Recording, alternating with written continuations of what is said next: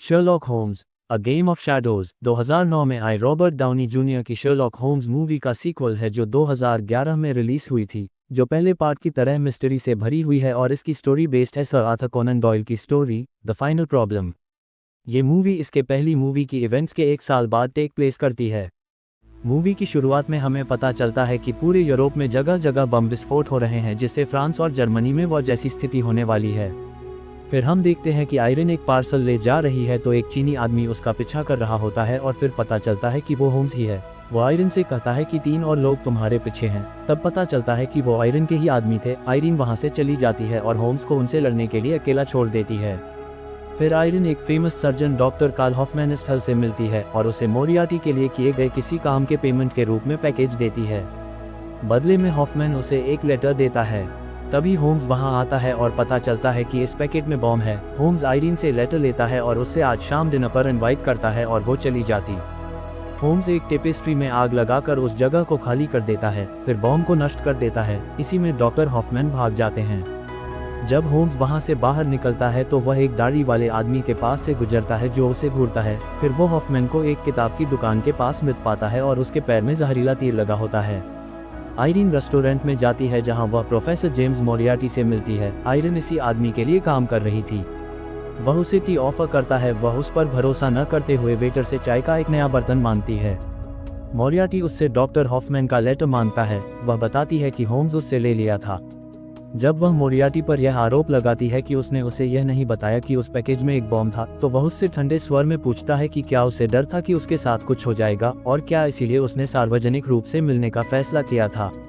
उसके साथ एक और आदमी है, दाढ़ी वाला आदमी, जिसे होम्स ने पहले देखा था। मोरियार्टी आयरन को कहता है उसका सारा काम पूरा हुआ और अब उसे परेशान नहीं करेगा, लेकिन जब वो जाने के लिए उठती है तो फर्श पर गिर जाती है। हालांकि उसने सतर्कता बरती, लेकिन मोरियार्टी ने उसे जहर दे दिया था और वह उस शाम होम्स के साथ तय की गई डिनर डेट पर कभी नहीं पहुंचती और होम्स उसका इंतजार करता रह जाता है। अगले दिन doctor Watson 221 B Baker Street पर आता है, जहां होम्स बताता है कि वह कई असंबंधित हत्याओं, आतंकवादी हमलों और बिजनेस स्कैंडल्स पर रिसर्च किया है और सभी का संबंध मोरियार्टी से है। होम्स डॉक्टर वॉटसन के बैचलर पार्टी में जाता है, जहां उसका भाई माइक्रॉफ्ट भी था। वे बात करते हैं कि वॉटसन की कल शादी हो जाएगी। होम्स डॉक्टर वॉटसन की बैचलर पार्टी के स्थान पर सिमजा हेरोन से मिलता है, जिसको वो आयरन से लिया लेटर देता है जो सिमजा के भाई रेने ने भेजा था। उस लेटर में लिखा था कि उसका भाई कुछ ऐसा करने जा रहा जिसके कारण वो मारा जाएगा। वहाँ एक आदमी सिमजा को मारने के लिए छिपा हुआ था। होम्स सिम मारने के लिए भेजे गए हत्यारे को हरा देता है, लेकिन होम्स के उससे बात करने से पहले ही वह भाग जाती है। अगले दिन वॉटसन की शादी से निकलते समय उसे मोरियार्टी का एक आदमी उसे बताता है कि प्रोफेसर मोरियार्टी तुम्हें मिलने के लिए बुलाए हैं। तब पहली बार मोरियार्टी होम्स के सामने आता है और उसे आयरन का रुमाल देते हुए बताता है कि उसने आयरन को मार दिया है और यदि होम्स फिर उसके काम के बीच आया तो वह वॉटसन और मैरी को भी मार देगा। ब्रिटिश सेना के सैनिकों के रूप में भेष बदले मोरियार्टी के लोगों ने हनीमून के लिए ट्रेन में जा रहे वॉटसन और मैरी पर हमला किया। होम्स भी एक लड़की का भेष बनाकर उनका पीछा कर रहा था। वो उन्हें बचाते समय मैरी को ट्रेन से नीचे एक नदी में फेंक देता है, जहां उसे होम्स के इंतजार कर रहा उसका भाई माइक्रॉफ्ट उसे बचाकर उसे सुरक्षित स्थान पर ले जाता है। मोरियार्टी के आदमियों को हराने के बाद होम्स और वॉटसन सिमजा का पता लगाने के लिए पेरिस की यात्रा करते हैं। जब वह जंगल में अपने शिविर में मिलती जाती है तो होम्स सिम को बताता है कि उसे इसलिए निशाना बनाया गया है क्योंकि रेने मोरियार्टी के लिए काम कर रहा है और उसने उसे उसकी योजनाओं के बारे में बताया हो सकता है। सिम उन्हें एक अराजकतावादी समूह के मुख्यालय में ले जाती है, जिसमें वह और रेने पहले शामिल थे। सिमजा अपने पुराने नेता क्लाउड रेवाचे से मिलती हैं। वो बताता है कि उसे लगता है कि उस आदमी ने रेने को मार दिया है, जिसके लिए ये काम करते थे, जो उन्हें बताता है कि उस आदमी ने ही उसे भी खुद को मारने से पहले मोरियार्टी के लिए बम लगाने के लिए मजबूर किया है। सेंट्रल पेरिस में वापस आकर तीनों होम्स के इस अनुमान का लगाते हैं कि बम पेरिस ओपेरा में है। हालांकि होम्स को बहुत देर से पता चलता है कि बम उस केक में था जो उन्हें वहां जाते समय मिला था, जो बम पास के होटल डू ट्रायम्फ में जा रहा था। बम विस्फोट में कई व्यापारी मारे जाते हैं। होम्स को पता चलता है कि बम अल्फ्रेड मीनहॉर्ट की हत्या के लिए एक कवर था, जिसे उन्होंने पहले ही गोली मार दी थी, जो मोरियार्टी के सहयोगी सेबेस्टियन मोरन द्वारा उपस्थित लोगों में से एक था। मीनहॉर्ट की मृत्यु के बाद मोरियार्टी को जर्मनी के हीलरब्रॉन में मीनहॉर्ट की वेपन्स फैक्ट्री का ओनरशिप मिल जाएगा। रेने के लेटर्स में सुरागों का अनुसरण करते हुए होम्स, वॉटसन और सिम के साथ जर्मनी जाते हैं। वहां होम्स फैक्ट्री में जाता है और वॉटसन को अपने भाई माइक्रॉफ्ट को एक टेलीग्राम भेजने कहता है।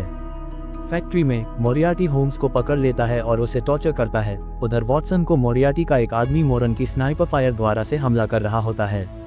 मोरियार्टी बताता है कि उसके पास कई कंपनियों के शेयर हैं जो वॉर प्रॉफिटिंग हैं, यानी अगर वर्ल्ड वॉर होता है तो उसे बहुत प्रॉफिट होगा और इसलिए वर्ल्ड वॉर को भड़काना चाहता है। वह होम्स से पूछता है कि उसने किसे टेलीग्राम भिजवाया है, तो होम्स धीरे बोल रहा होता है इसलिए वो झुककर सुनता है। तब वो बता देता है कि मेरे भाई को।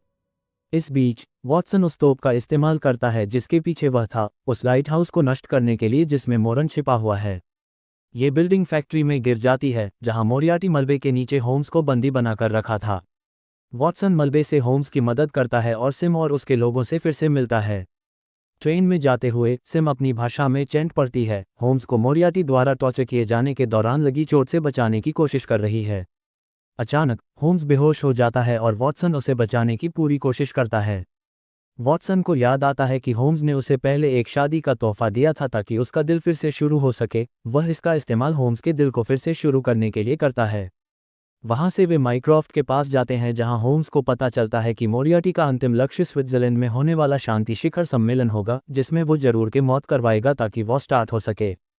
शिखर सम्मेलन में होम्स ने अनुमान लगाया कि रेने ही हत्यारा है और वह एक एम्बेसडर के रूप में छिपा होगा और उसका चेहरा उस डॉक्टर हॉफमैनिस्ट हल्की सर्जरी से बदली गई है। वॉटसन और सिमजा हत्यारे के खोजने का प्रयास करते हैं जबकि होम्स और मोरियार्टी, जो भी वहां उपस्थित हैं, चेस खेलने के लिए बाहर निकल जाते हैं। वॉटसन ग्लास गिराकर पता करते हैं कि कौन रिएक्ट नहीं कर रहा है और इस तरह वे रेने को ढूंढते हैं और उसकी हत्या के प्रयास को रोकते हैं, लेकिन रेने को मोरन एक जहरीला तीर मारकर चुप करा देता है। बाहर होम्स ने खुलासा किया कि उसने पहले मोरियार्टी की पर्सनल डायरी को बदल दिया था जिसमें उसकी सभी योजनाएं और उसकी संपत्ति का सारा देता था। उस लाल डायरी को लंदन में मैरी को भेज दिया था, जिसने एक बुक को यूज करके कोड को डिक्रिप्ट किया था, जिस बुक को होम्स ने मोरियार्टी से अपनी पहली मीटिंग के दौरान मोरियार्टी के ऑफिस में देखा था। मैरी ने इंस्पेक्टर लेस्ट्रेड को सारी जानकारी अब तक दे दी होगी, जिसने मोरियार्टी की अधिकांश संपत्ति पता कर ली होगी, जिससे अब वो आर्थिक रूप से जीरो पर आ गया है। जिससे मोरियार्टी को बहुत गुस्सा आता है और वो होम्स से लड़ने लगते हैं, जिसमें दोनों को पता चलता है कि होम्स के घायल कंधे के कारण मोरियार्टी जीत जाएगा। इसका अंदेशा हो जाने पर कि वो फिजिकली जीत नहीं सकता है, होम्स मोरियार्टी को पकड़ लेता है और उन दोनों को बालकनी से नीचे राइकनबैक फॉल में धकेल देता है। किसी का भी लाश नहीं मिलता और दोनों को मरा हुआ घोषित कर दिया जाता। नेक्स्ट सीन में हम देखते हैं कि जब वॉटसन, जो अब the adventure of the final problem के लिए अंतिम कुछ लाइंस लिख रहा है, तो उसे एक पैकेज मिलता है जिसमें माइक्रॉफ्ट का एक ब्रीदिंग डिवाइस होता है जिसे होम्स ने शिखर सम्मेलन से पहले देखा था। यह महसूस करते हुए कि होम्स अभी भी जीवित है, वॉटसन डिलीवरी मैन को खोजने के लिए अपने ऑफिस से बाहर निकलता है और होम्स वॉटसन के ऑफिस में खुद को छिपाते हुए आता है और द एंड वर्ड के बाद एक क्वेश्चन मार्क लगा देता है। और इसी के साथ ये मूवी खत्म होती है। इस मूवी के तीसरे पार्ट आने की बात तो चल रही है लेकिन उसका कोई भी ऑफिशियल नोटिस नहीं आया है। फिलहाल ये वीडियो को यहीं ख़त्म करते हैं। आपको किसी और मूवी पर वीडियोस चाहिए तो कमेंट करिए और अगर ये वीडियो पसंद आया है तो वीडियो को लाइक और चैनल को सब्सक्राइब भी कर दीजिए। तब तक के लिए धन्यवाद।